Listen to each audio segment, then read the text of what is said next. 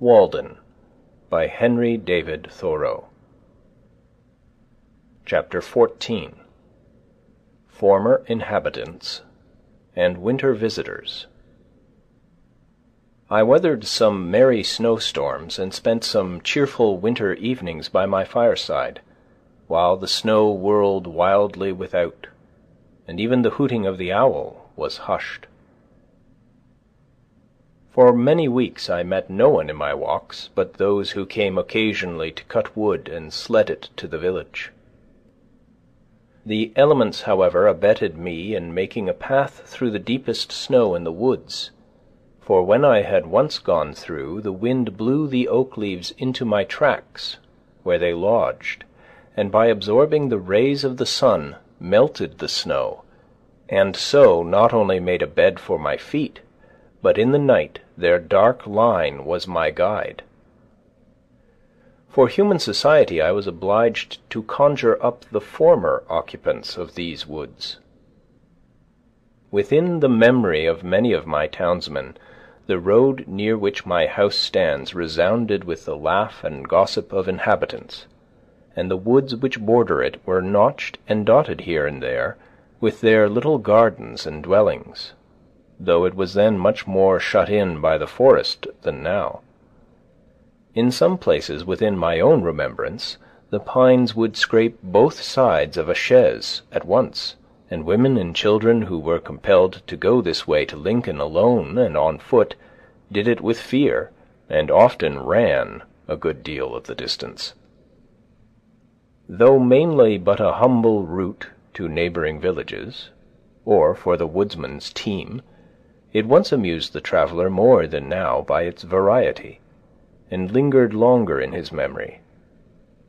Where now firm open fields stretch from the village to the woods, it then ran through a maple swamp on a foundation of logs, the remnants of which doubtless still underlie the present dusty highway, from the Stratton, now the Almshouse Farm, to Brister's Hill.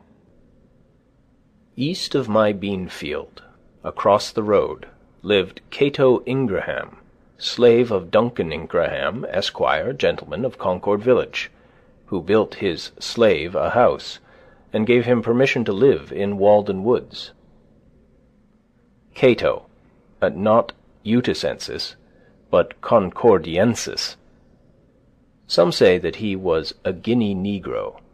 There are a few who remember his little patch among the walnuts, which he let grow up till he should be old and need them. But a younger and whiter speculator got them at last. He too, however, occupies an equally narrow house at present. Cato's half-obliterated cellar-hole still remains, though known to few, being concealed from the traveller by a fringe of pines. It is now filled with the smooth sumac, Rus glabra, and one of the earliest species of goldenrod, Solidago stricta, grows there luxuriantly. Here, by the very corner of my field, still nearer to town, Zilpha, a colored woman, had her little house, where she spun linen for the townsfolk, making the Walden woods ring with her shrill singing, for she had a loud and notable voice. At length, in the War of 1812, her dwelling was set on fire by English soldiers, prisoners on parole, when she was away, and her cat and dog and hens were all burned up together. She led a hard life, and somewhat inhumane. One old frequenter of these woods remembers that, as he passed her house one noon, he heard her muttering to herself over her gurgling pot, "Ye are all bones, bones." I have seen bricks amid the oak copse there. Down the road on the right hand, on Brister's Hill, lived Brister Freeman, a handy Negro, slave of Squire Cummings once. There where grow still the apple trees which Brister planted and tended, large old trees now, but their fruit still wild and ciderish to my taste. Not long since I read his epitaph in the old Lincoln burying ground, a little on one side, near the unmarked graves of some British grenadiers who fell in the retreat from Concord, where he is styled Scipio Brister. Scipio Africanus he had some title to be called, a man of colour, as if he were discoloured. It also told me, with staring emphasis, when he died, which was but an indirect way of informing me that he ever lived. With him dwelt Fenda, his hospitable wife, who told fortunes, yet pleasantly, large, round, and black, blacker than any of the children of night. Such a dusky orb as never rose on Concord before or since. Farther down the hill on the left, on the old road in the woods, are marks of some homestead of the Stratton family, whose orchard once covered all the slope of Brister's Hill, but was long since killed out by pitch pines, excepting a few stumps, whose old roots furnish still the wild stalks of many a thrifty village tree. Nearer yet to town, you come to Breed's location, on the other side of the way, just on the edge of the wood, ground famous for the pranks of a demon not distinctly named in old mythology, who has acted a prominent and astounding part in our New England life, and deserves as much as any mythological character to have his biography written one day, who first comes in the guise of a friend or hired man, and then robs and murders the whole family. New England rum. But history must not yet tell the tragedies enacted here. Let time intervene in some measure to assuage and lend an azure tint to them. Here the most indistinct and dubious tradition says that once a tavern stood, the well the same, which tempered the traveller's beverage and refreshed his steed. Here, then, men saluted one another, and heard and told the news, and went their ways again. Breed's hut was standing only a dozen years ago, though it had long been unoccupied. It was about the size of mine. It was set on fire by mischievous boys one election night, if I do not mistake. I lived on the edge of the village then, and had just lost myself over Davenant's Gondibert, that winter that I laboured with a lethargy, which, by the way, I never knew whether to regard as a family complaint, having an uncle who goes to sleep shaving himself, and is obliged to sprout potatoes in a cellar Sundays in order to keep awake and keep the Sabbath, or as the consequence of my attempt to read Chalmers' collection of English poetry without skipping. It fairly overcame my nervi. I had just sunk my head on this when the bells rung fire, and in hot haste the engines rolled that way, led by a straggling troop of men and boys, and I among the foremost, for I had leaped the brook. We thought it was far south over the woods, we who had run to fires before, barn, shop, or dwelling-house, or all together. "It's Baker's barn," cried one. "It is the Codman place," affirmed another. And then fresh sparks went up above the wood, as if the roof fell in, and we all shouted, "Concord to the rescue!" Wagons shot past with furious speed and crushing loads, bearing, perchance, among the rest, the agent of the insurance company, who was bound to go, however far. And ever and anon the engine bell tinkled behind, more slow and sure, and rearmost of all, as it was afterward whispered, came they who set the fire and gave the alarm. Thus we kept on like true idealists, rejecting the evidence of our senses, until at a turn in the road we heard the crackling, and actually felt the heat of the fire from over the wall, and realized, alas, that we were there. The very nearness of the fire but cooled our ardour. At first we thought to throw a frog pond onto it, but concluded to let it burn. It was so far gone and so worthless. So we stood round our engine, jostled one another, expressed our sentiments through speaking trumpets, or in lower tone referred to the great conflagrations which the world has witnessed, including Bascom's shop, and between ourselves we thought that, were we there in season with our tub, and a full frog pond by, we could turn that threatened last and universal one into another flood. We finally retreated without doing any mischief, returned to sleep and Gondibert. But as for Gondibert, I would accept that passage in the preface about wit being the soul's powder. But most of mankind are strangers to wit, as Indians are to powder.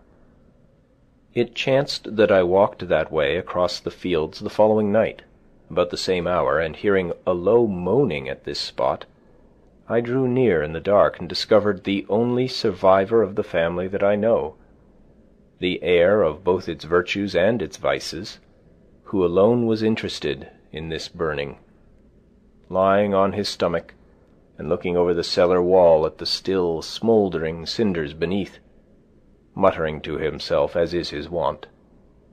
He had been working far off in the river meadows all day, and had improved the first moments that he could call his own to visit the home of his fathers and his youth. He gazed into the cellar from all sides and points of view by turns, always lying down to it, as if there was some treasure which he remembered concealed between the stones, where there was absolutely nothing but a heap of bricks and ashes. The house being gone, he looked at what there was left. He was soothed by the sympathy which my mere presence implied, and showed me, as well as the darkness permitted, where the well was covered up, which, thank heaven, could never be burned.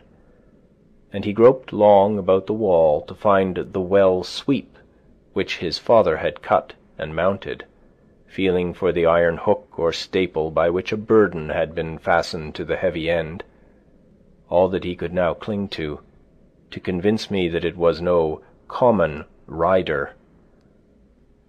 I felt it, and still remark it almost daily in my walks, for by it hangs the history of a family. Once more on the left, where are seen the well and lilac bushes by the wall, in the now open field, lived Nutting and Legros. But to return toward Lincoln. Farther in the woods than any of these, where the road approaches nearest to the pond, Wyman the potter squatted, and furnished his townsmen with earthenware, and left descendants to succeed him. Neither were they rich in worldly goods, holding the land by sufferance while they lived, and there often the sheriff came in vain to collect the taxes, and attached a chip for form's sake, as I have read in his accounts, there being nothing else that he could lay his hands on. One day in midsummer, when I was hoeing, a man who was carrying a load of pottery to market stopped his horse against my field and inquired concerning Wyman the younger. He had long ago bought a potter's wheel of him, and wished to know what had become of him. I had read of the potter's clay and wheel in Scripture, but it had never occurred to me that the pots we use were not such as had come down unbroken from those days, or grown on trees like gourds somewhere, and I was pleased to hear that so fictile an art was ever practised in my neighbourhood. The last inhabitant of these woods before me was an Irishman, Hugh Coyle, if I have spelt his name with Coyle enough, who occupied Wyman's tenement. Colonel Coyle, he was called. Rumour said that he had been a soldier at Waterloo. If he had lived, I should have made him fight his battles over again. His trade here was that of a ditcher. Napoleon went to St. Helena. Quoil came to Walden Woods. All I know of him is tragic. He was a man of manners, like one who had seen the world, and was capable of more civil speech than you could well attend to. He wore a great coat in midsummer, being affected with the trembling delirium, and his face was the colour of carmine. He died in the road, at the foot of Brister's Hill, shortly after I came to the woods, so that I have not remembered him as a neighbour. Before his house was pulled down, when his comrades avoided it as an unlucky castle, I visited it. There lay his old clothes, curled up by use, as if they were himself, upon his raised plank bed. His pipe lay broken on the hearth, instead of a bowl broken at the fountain. The last could never have been the symbol of his death, for he confessed to me that, though he had heard of Brister's Spring, he had never seen it. And soiled cards, kings of diamonds, spades, and hearts, were scattered over the floor. One black chicken, which the administrator could not catch, black as night and as silent, not even croaking, awaited Reynard, still went to roost in the next apartment. In the rear there was the dim outline of a garden, which had been planted but had never received its first hoeing, owing to those terrible shaking fits, though it was now harvest time. It was overrun with Roman wormwood and beggar ticks, which last stuck to my clothes for all fruit. The skin of a woodchuck was freshly stretched upon the back of the house, a trophy of his last Waterloo. But no warm cap or mittens would he want more. Now only a dent in the earth marks the site of these dwellings, with buried cellar stones and strawberries, raspberries, thimbleberries, hazel bushes, and sumacs growing in the sunny sward there. Some pitch pine or gnarled oak occupies what was the chimney nook, and a sweet-scented black birch, perhaps, waves where the door-stone was. Sometimes the well dent is visible, where once a spring oozed, now dry and tearless grass. Or it was covered deep, not to be discovered till some late day, with a flat stone under the sod, when the last of the race departed. What a sorrowful act must that be, the covering up of wells, coincident with the opening of wells of tears. These cellar dents, like deserted fox burrows, old holes, are all that is left where once were the stir and bustle of human life, and fate, free will, foreknowledge absolute, in some form and dialect or other, were by turns discussed. But all I can learn of their conclusions amount to just this, that Cato and Brister pulled wool, which is about as edifying as the history of more famous schools of philosophy. Still grows the vivacious lilac. A generation after the door and lintel and the sill are gone, unfolding its sweet-scented flowers each spring, to be plucked by the musing traveller, planted and tended once by children's hands in front-yard plots, now standing by wall-sides in retired pastures, and giving place to new rising forests. The last of that stirp, sole survivor of that family.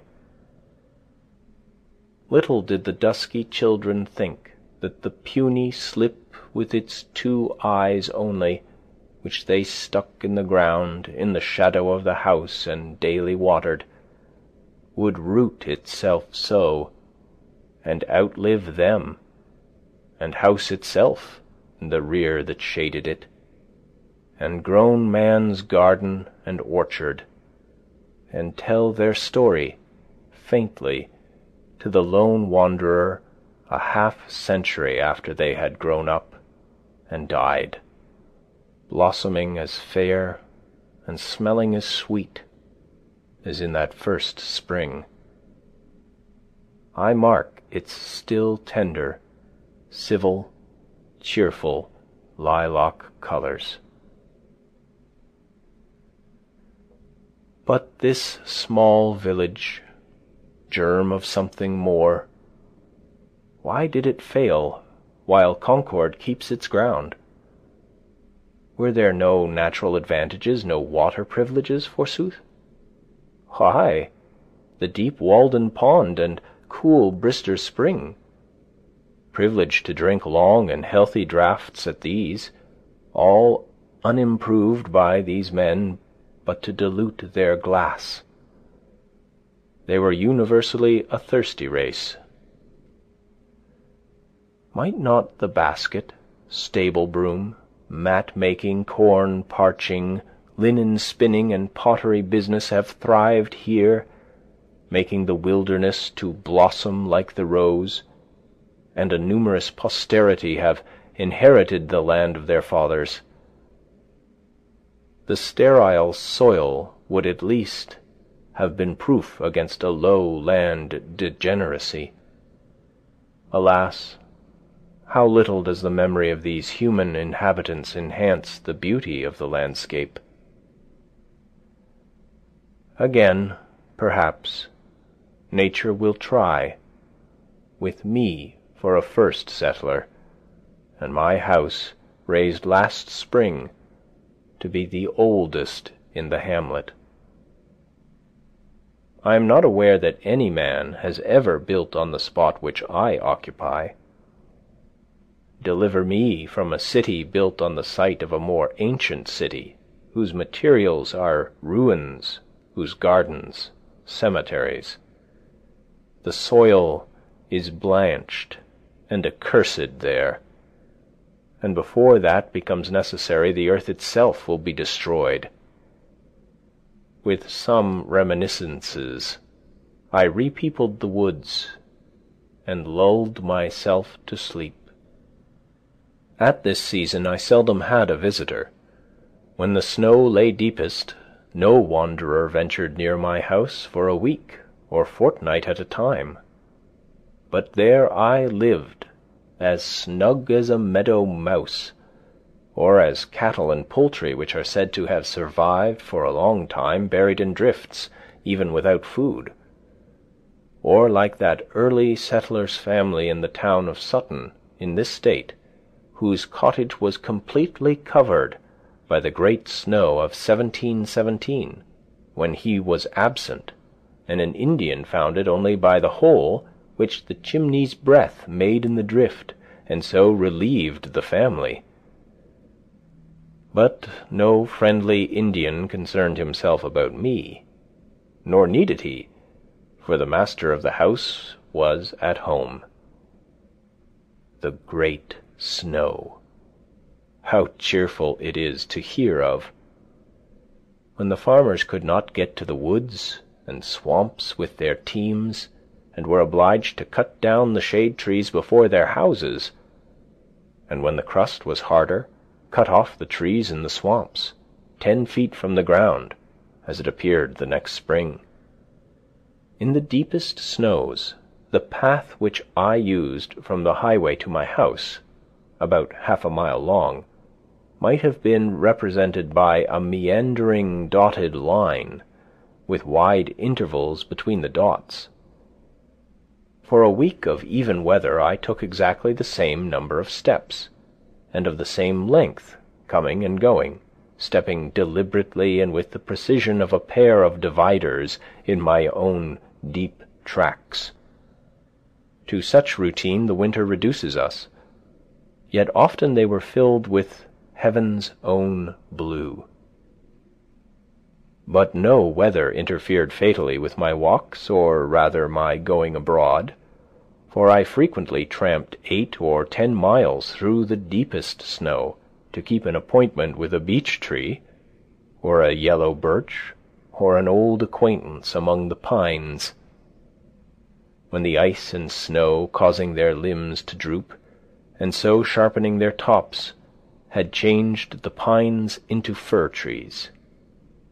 Wading to the tops of the highest hills, when the snow was nearly 2 feet deep on a level, and shaking down another snowstorm on my head at every step, or sometimes creeping and floundering thither on my hands and knees, when the hunters had gone into winter quarters.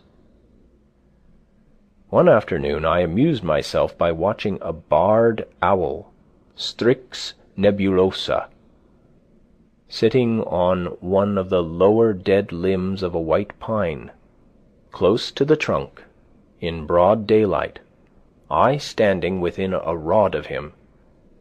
He could hear me when I moved, and crunched the snow with my feet, but could not plainly see me. When I made most noise, he would stretch out his neck and erect his neck feathers and open his eyes wide. But their lids soon fell again, and he began to nod. I, too, felt a slumberous influence after watching him half an hour, as he sat thus with his eyes half open, like a cat, winged brother of the cat. There was only a narrow slit left between their lids, by which be preserved a peninsular relation to me. Thus, with half-shut eyes, looking out from the land of dreams, and endeavouring to realize me, vague object or mote that interrupts his visions. At length, on some louder noise or my nearer approach, he would grow uneasy and sluggishly turn about on his perch, as if impatient at having his dreams disturbed. And when he launched himself off and flapped through the pines, spreading his wings to unexpected breadth, I could not hear the slightest sound from them. Thus, guided amid the pine boughs, rather by a delicate sense of their neighbourhood than by sight, feeling his twilight way, as it were, with his sensitive pinions, he found a new perch where he might in peace await the dawning of his day.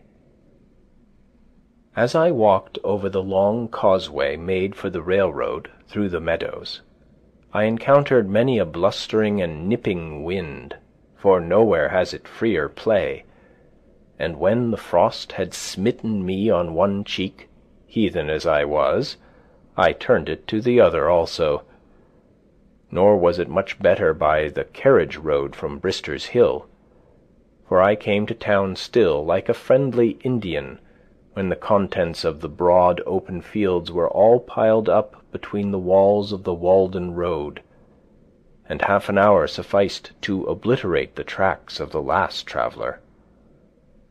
And when I returned, new drifts would have formed, through which I floundered, where the busy northwest wind had been depositing the powdery snow round a sharp angle in the road, and not a rabbit's track, nor even the fine print, the small type of a meadow mouse was to be seen. Yet I rarely failed to find, even in midwinter, some warm and springly swamp, where the grass and the skunk cabbage still put forth their perennial verdure, and some hardier bird occasionally awaited the return of spring.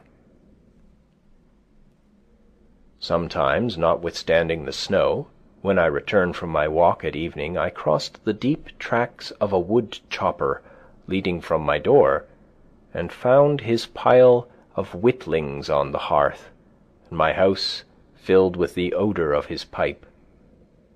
Or on a Sunday afternoon, if I chanced to be at home, I heard the crunching of the snow made by the step of a long-headed farmer, whom from far through the woods sought my house to have a social crack, one of the few of his vocation who are men of their farms, who donned a frock instead of a professor's gown, and is as ready to extract the moral out of church or state as to haul a load of manure from his barnyard.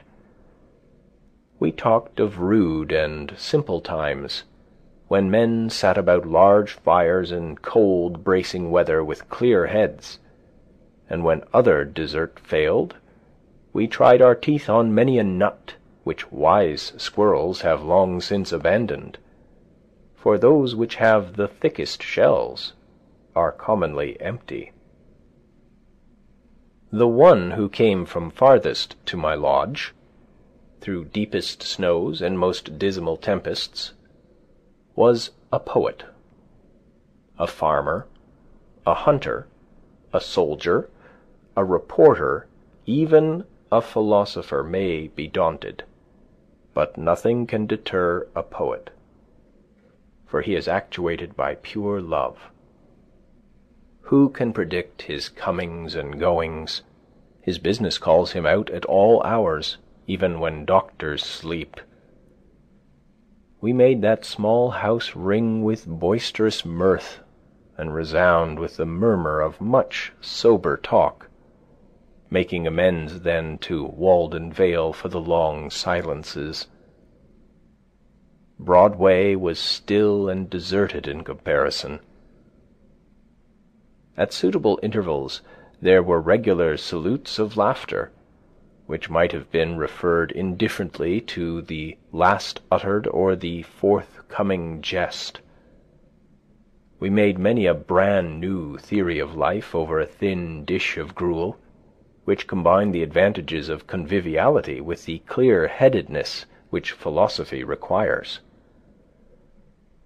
I should not forget that during my last winter at the pond there was another welcome visitor, who at one time came through the village, through snow and rain and darkness, till he saw my lamp through the trees, and shared with me some long winter evenings. One of the last of the philosophers. Connecticut gave him to the world. He peddled first her wares, afterwards, as he declares, his brains. These he peddles still, prompting God and disgracing man, bearing for fruit his brain only, like the nut its kernel. I think that he must be the man of the most faith of any alive. His words and attitude always suppose a better state of things than other men are acquainted with, and he will be the last man to be disappointed as the ages revolve. He has no venture in the present, but though comparatively disregarded now, when his day comes, laws unsuspected by most will take effect, and masters of families and rulers will come to him for advice. How blind that cannot see serenity! A true friend of man, almost the only friend of human progress, an old mortality, say rather an immortality, with unwearied patience and faith making plain the image engraven in men's bodies, the God of whom they are but defaced and leaning monuments. With his hospitable intellect he embraces children, beggars, insane, and scholars, and entertains the thought of all, adding to it commonly some breadth and elegance.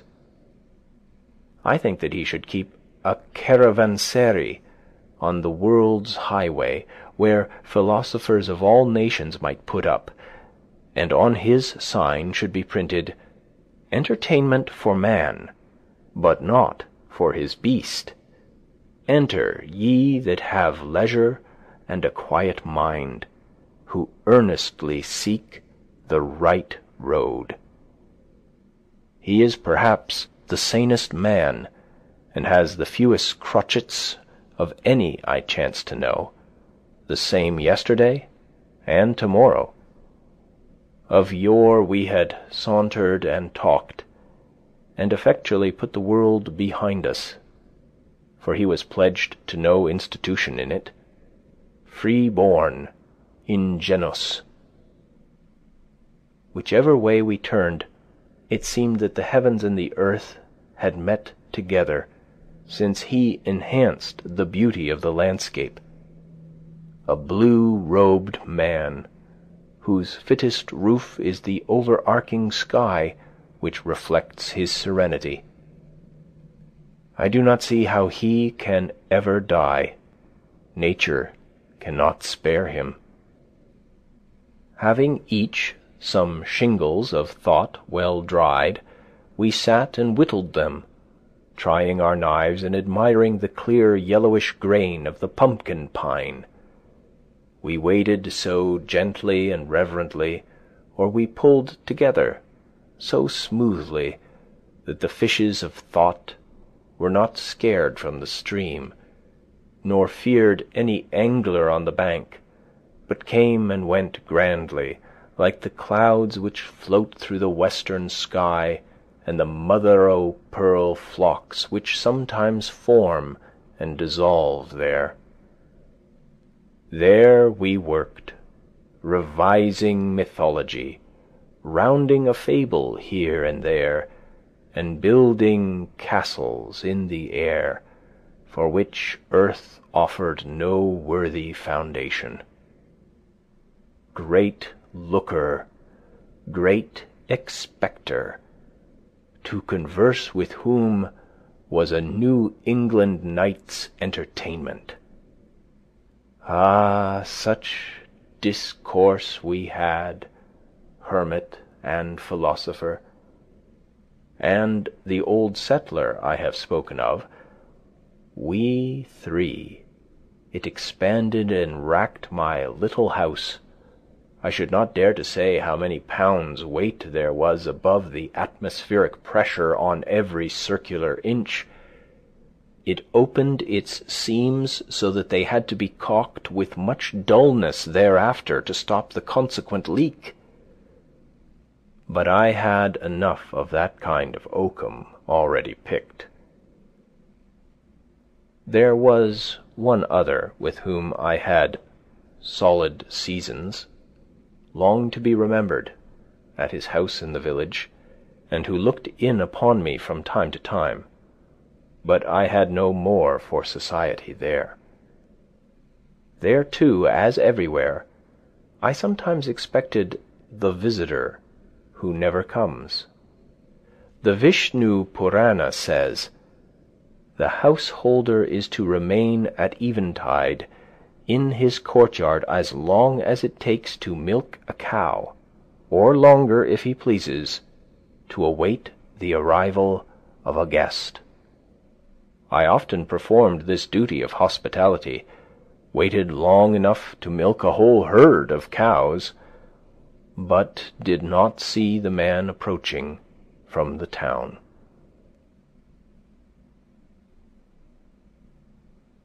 End of chapter 14.